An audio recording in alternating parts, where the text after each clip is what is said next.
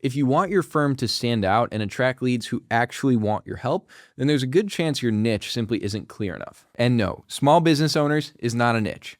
Real estate investors is not a niche. These are still incredibly broad and vague, right? There's many different types of small businesses, many different types of real estate investors. And so in this video, I want to show you how to pick your niche the right way. This is going to make your marketing easier, your sales calls shorter and more straightforward, and overall, it's just going to make your firm more profitable and easier to grow. We're going to walk through what a niche is, how to find yours using your current client list, and how to get inside that customer's head so you can create marketing material that feels like it applies to them. If you don't know who I am, my name is Peter Vanderwall. I'm the accountant's marketing guy. I helped scale a tax strategy firm from 0 to 3 million a year in 3 years. And now today, my team and I help accounting firms all around the country break through the 7-figure ceiling and scale beyond it. All right, first off, what is a niche? Well, there's really two main things, okay? It's who are we selling to? In other words, your ideal client.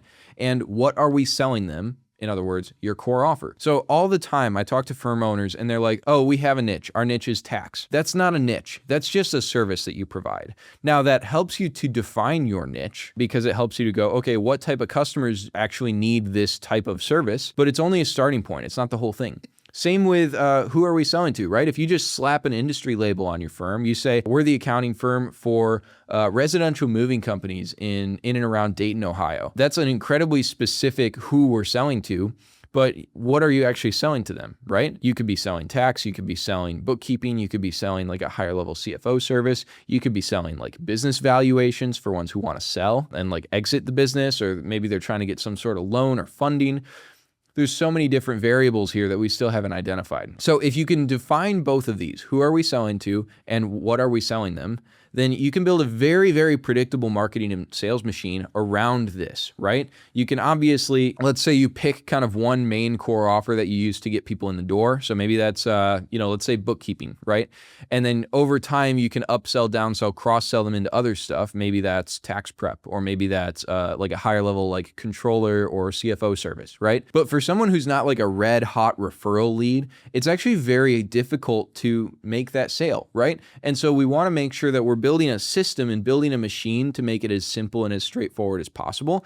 And if you've got all of these different lines of service and all of these different types of customers coming in, then like you have to create a custom proposal every single time for every single person. And that's just not realistic. There's way too much friction in that process. So you really need to systemize around one line of service and one type of customer that we're trying to get in the door. And that's how we're going to get this thing to actually be scalable. Now, I talk to a handful of firms every single week, people who are interested in, possibly working with my marketing firm.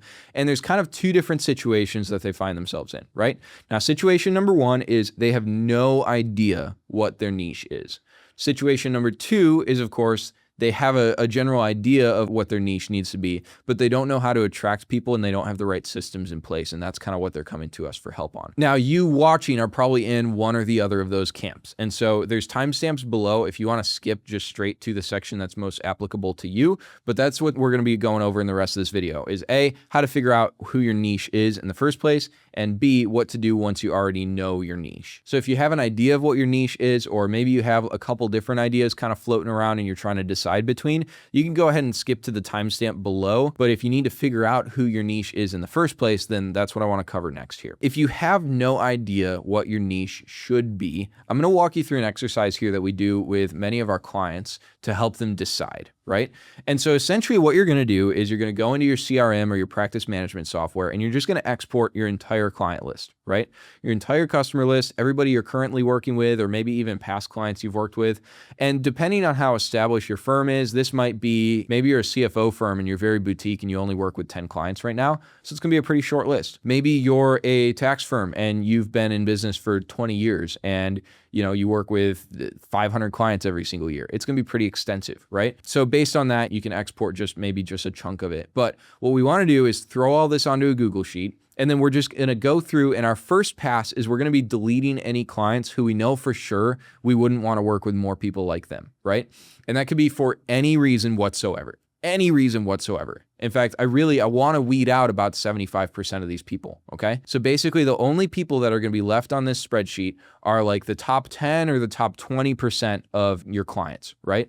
People who you absolutely love working with, you enjoy the process of working with them, they're very profitable to work with, and you'd be happy to get more clients just like them, okay? Now, the next thing we're going to do is we're going to note, okay, what industries are they in? What's their goal with their business? What's like their next big move coming up? What was their biggest pain point before they came to you? And by pain point, I don't mean like, oh, they didn't have good books and records. That's not a pain point. That's a root cause, right? That's the reason they were experiencing XYZ pain points, right? So what were they experiencing, right? Because they didn't have good books and records, they couldn't find any budget to be able to invest in marketing to grow their business. Because they didn't have good books and records, they were underpaying themselves and they weren't taking home as much profit as they otherwise could have. And by going through this exercise, you're gonna start to see some common themes emerging, okay? So you might see common industries. Oh, a lot of our clients happen to be attorneys, or they happen to be in the medical space. A lot of our clients tend to be looking towards purchasing the real estate that their business operates out of. That's like a common move that a few of these people are looking to do. Maybe if you work with real estate investors, a lot of them are kind of on the older side and they're trying to prep their portfolio for retirement, right? Because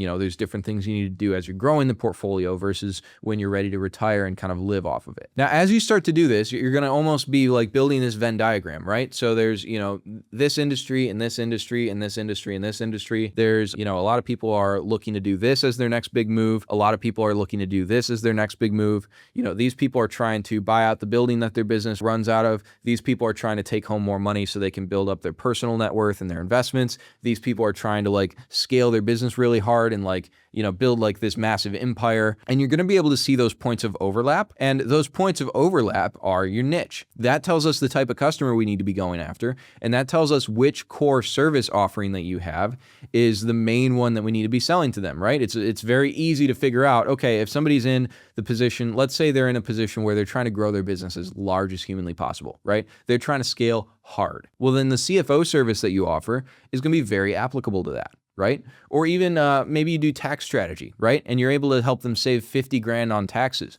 Well, what can they do with that 50 grand? They can reinvest it back into their business for growth, right? By the way, if you want someone who's done all this before for firms just like yours to come step into your business and just build this all out for you, that's exactly what my team and I do. So we actually step into your firm as your chief marketing officer, and we'll actually help you pick your niche. We'll help you decide what strategies we need to implement, and then we can actually go build out all of those systems for you. So if that's something you're interested in, click the first link in the description below. You can get more information there. But anyways, so now at this point, we have a general direction figured out. We either have a very clear niche that's emerged that we want to target, or we have a couple options that we just need to, weigh the pros and cons and make a decision, right?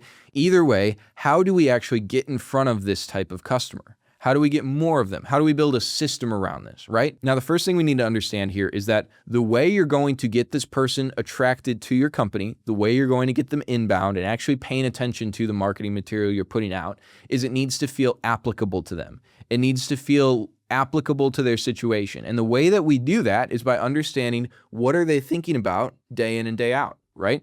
So I'll give you an example, right? Most of the ads you see from tax strategy firms on, let's say like Facebook and Instagram ads, right? Most of these ads are super, super similar. In fact, a lot of them are using almost the same script verbatim. They're basically like, maybe they work with doctors, right? And so they're like, doctors, are you paying more than $50,000 in taxes every year? If you are, you're probably overpaying. Click the link below to schedule a consultation. Now, how many doctors are actually thinking about taxes every single day?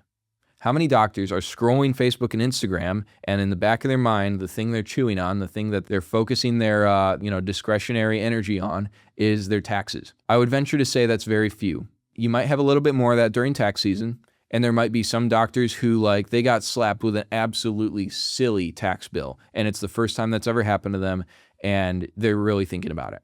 But for the most part, doctors are not on social media or spending time online, and in the back of their mind, they're thinking about taxes. Right?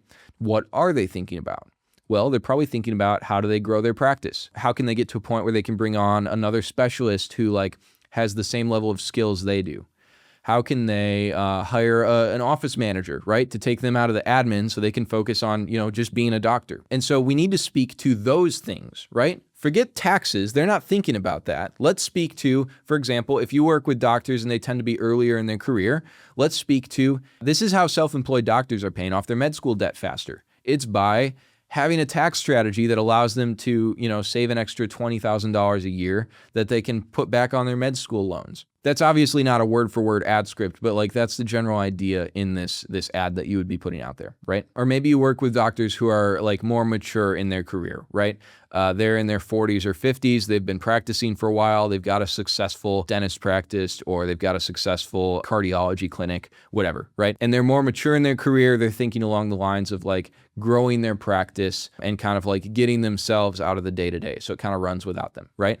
Well, they need to hire an office manager. They need to hire another cardiologist or another dentist to work under them. Maybe they need to market their clinic more in order to get more patients. Well, guess what? By having a tax strategy in place, they could save $50,000 this year or $20,000 or whatever your number is, right? They could save that money and reinvest it back into the business. 50 grand is probably like most of what they would need for the next year's salary for this office manager they're looking at hiring. 20 grand is probably what they need to put into their marketing budget to be able to get more patients in and grow their revenue, right? These are the talking points that we need to find, but how do you actually figure this out, right? So I like to do some pretty in-depth market research, and I like to try to use at least like 5 or 6 different sources for this, right? So you're not just going to one place and going, oh, this is what every doctor is thinking about. So source number 1 that I like to use is ChatGPT's deep research. This is a feature that they've got, I think on like the Pro plan, you can do like up to 10 of these a month, where basically you put in a prompt and then you turn deep research on and it'll generate like a 30 to, I've seen up to like 100-page research report. And maybe I'll make a video specifically on this, but basically you can put in a prompt and say, hey, I'm a tax strategist and I work with doctors. I want to figure out what doctors are thinking about in their day-to-day. Not specifically related to taxes, but just generally speaking, doctors who own their own practice and they're further, they're more advanced in their career. Let's say they're, in their 40s to 60s. I want to understand what they're thinking about in their day-to-day. Please generate a deep research report on this so I can figure out what my talking points need to be in my marketing, right? Something like that. You could even put that into ChatGPT and say, hey, make this into a deep research prompt before you actually go do the deep research. That would be a really good way to go about it. That's usually how I do it. So that's going to generate this massive long document, and it's basically doing all this research for you. But I don't want to just rely on that, right? Because sometimes ChatGPT is wrong. Sometimes it kind of goes in like the wrong direction on one of these things. So you use it as one of your 5 or 6 sources. Another thing I'll do is I'll look up YouTube content in the niche. And so I'll see what people are maybe there's coaches or consultants in this doctor space. Maybe there's marketing agencies or there's other tax professionals putting out content. Maybe there's online communities that are putting out like podcasts or YouTube content, right? So we look up this YouTube content, we watch through some of it to see what they're talking about, what they're making, what the topics of their content are about, and also what are people commenting under this, right? Because that tells you like what actual doctors are finding important, what they're finding helpful, what they want to know more about. And so we can just kind of like make some extensive notes on this, right? Watch a YouTube video, jot down some bullet points along, what were they talking about? What did I find interesting? What did I learn from this that I didn't know about doctors before? And then jot down what are people talking about in the comments, and do that for maybe, 5, maybe 10, maybe 20 YouTube videos. And you get a pretty clear idea, right? You can do the same for social media content in this niche, right? So find influencers on Facebook or Instagram or LinkedIn or wherever who are in this niche, in the medical niche in this example, who are creating content targeting towards doctors, right? What are they talking about in this content? What are the comments saying? All that kind of stuff, right? Reddit and Quora forums are a great resource. So you can find subreddits or you can find questions on Quora related to topics in the medical space and see what these questions are, and then see what the answers are that people are providing beneath that, right? So get 5 or 10 or 20 of these and just comb through them to see what's going on in there. You can also pull this from your sales calls, right? So if you record your sales calls, which by the way, if you don't, start doing that today, then you can use those sales call recordings to find, what do doctors find important? What do they really care about? And by the way, this might require you to start asking certain questions to probe a little bit deeper if you're not already doing that on your calls. Another great way to go about this is to just literally ask your clients, right? So I'm assuming you probably have some clients in this niche already. So go talk to them, ask them about the experience, ask them about how they were thinking about growing their practice before you started working together versus how they're thinking about growing their practice now. Ask them about what they've been able to do with these tax savings that you've gotten them, or with the increased profitability you've gotten them through, you're going through their books and records and helping them find like ways to make more money or ways to spend less or whatever. And so what you're going to do is all of these different resources you've got, you're going to compile kind of your broad, high-level general notes, all the common themes you're seeing, compile this onto a specific document, and you're going to note what are the most common themes that we're seeing, all right? This is your messaging. This is the, what do we need to be saying in our marketing to be able to attract the right people? These are the topics we need to talk about in our marketing to be able to attract the right type of customers to our firm. And what I want to do is I want to actually show you, we call it a brand messaging blueprint here at my firm, but I want to show you what these research reports actually look like for real life firms that we're working with. All right, so number one, this is a CFO firm we're working with. I've just redacted the name so you can't just copy paste what they're doing. And what we identified as their niche is basically successful CEOs who are making a big next move, or they've got a big next move on the horizon. We went through their client list, and basically everybody on their client list was like trying to buy the building that their business operates out of, or buy a building for the business. Or maybe they're trying to open up their next location, something of that nature, right? They've got this big strategic move they're trying to make. They need somebody who can help them navigate that successfully. So that's their niche. And so the way we're doing this is just kind of noting, this is kind of some basic stuff. These messaging pillars are really great. Turning your next big move into your best move yet. That's awesome. But here's the important stuff is the target audience, right? So this is, who are we actually speaking to? So we're talking to business owners with 2 to 10 million in annual revenue. They're on the verge of making some next big move in their business. They've been in business for at least 5 years, and they've seen really fast growth because they've got great product market fit. All right. Now that's demographics. Okay. That's the factual things you can know about their situation just by kind of like asking some basic questions, right? Now, psychographics, this refers to like what's going on inside their head, right? So this type of person is growth oriented and they're ready to scale faster, right?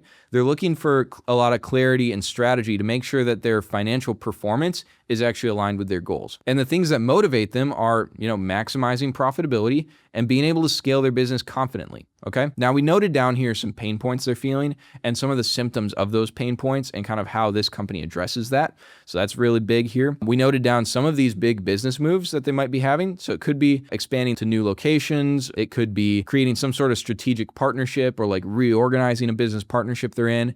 It could be they're trying to make large investments, large capital expenditures. It could be transition planning, right? So they're planning for an exit. We built out what their marketing funnel needs to look like based on everything that we've talked about so far. And then this is part of this that I absolutely love. It's the buyer types, okay? So if you haven't read the book Surrounded by Idiots, that's a great resource to understand buyer types. But basically there's 4 different buyer types, and each of them is going to make decisions slightly differently. And so we need to be able to kind of optimize around each of these buyer types so that regardless of which buyer type our ideal customer is or any particular lead is, we've got a path for them to find the right information they're looking for. And we've got a way for them to, come across the finish line and ultimately buy, right? So red, this is a dominant buyer, okay? This person, they need results, they need efficiency, they need wins. They're goal-oriented, they're focused on outcomes. So here's the messaging and kind of the strategy we need to follow with that, right? Green, stable buyers, same deal. These are more trust-oriented. They value long-term relationships. They value kind of having this reassurance from you that things are going well. They're steady, they're loyal, they love consistency. And so this is our messaging and our strategy for that type of person, right? Same for an analytical buyer. Same for an optimistic or creative buyer, okay? And then what we did here is we actually built out a buyer persona, okay? So this is literally a person, so we can actually like visualize who this person is. What buyer type are they? What do they value? What are they motivated by? What are their pain points? What are their desires and what are they aspiring to? And here's what life looked like before working with this CFO firm, right? So literally wakes up at 6:30 a.m., right? Like very, very granular going through the day, what she's thinking about and what she's doing at different parts of the day, right? What this allows us to do is understand our buyer and what's going on inside their head better than they know what's going on inside their head. And so this is how we create marketing material that actually feels applicable to them. If you ever seen the movie Inception, you know, where they're like trying to kind of like put this idea inside of this guy's head to make this particular business move with his dad's business, and they want him to think he came up with the idea himself. But we want our marketing to do the exact same thing for our leads or our potential customers, right? We want to implant these ideas in their head, but we want them to think that they came up with it themselves. So this is a brand messaging blueprint we made for a different client. And this one is a little bit simpler niche, right? This is a bookkeeping firm for local moving companies. Very simple niche, very straightforward niche, to be honest. And so we're able to just get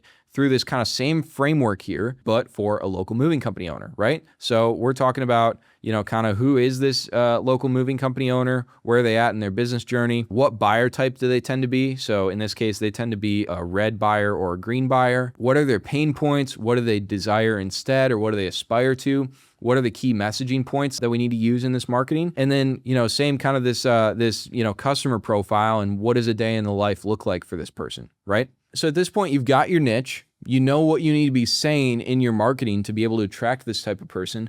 But what do you do with all this? This is the thing, like a point of a niche isn't just to have it. The point of the niche is so that you can create a marketing message that gets really specific on the value you can actually provide for your clients, right? So instead of making them do the mental leap of, okay, if I get tax savings, what am I going to be able to do with that? Well, I guess I'll have more money in my pocket, and I can, you know, be able to, you know, hire somebody I couldn't hire before, or I could, you know, buy some piece of equipment I couldn't afford before. So instead of creating a message around helping you know your numbers, right? It's like, what can that actually do for the business owner, right? Helps them to reinvest into the business more confidently because they know their numbers, or it helps them make their next big move more confidently because they know their numbers, right? And so I want to show you here one of the ads we ran for this bookkeeping firm that works with moving company owners. Local moving companies are making big moves like buying more trucks and hiring more staff, even in this economy. How?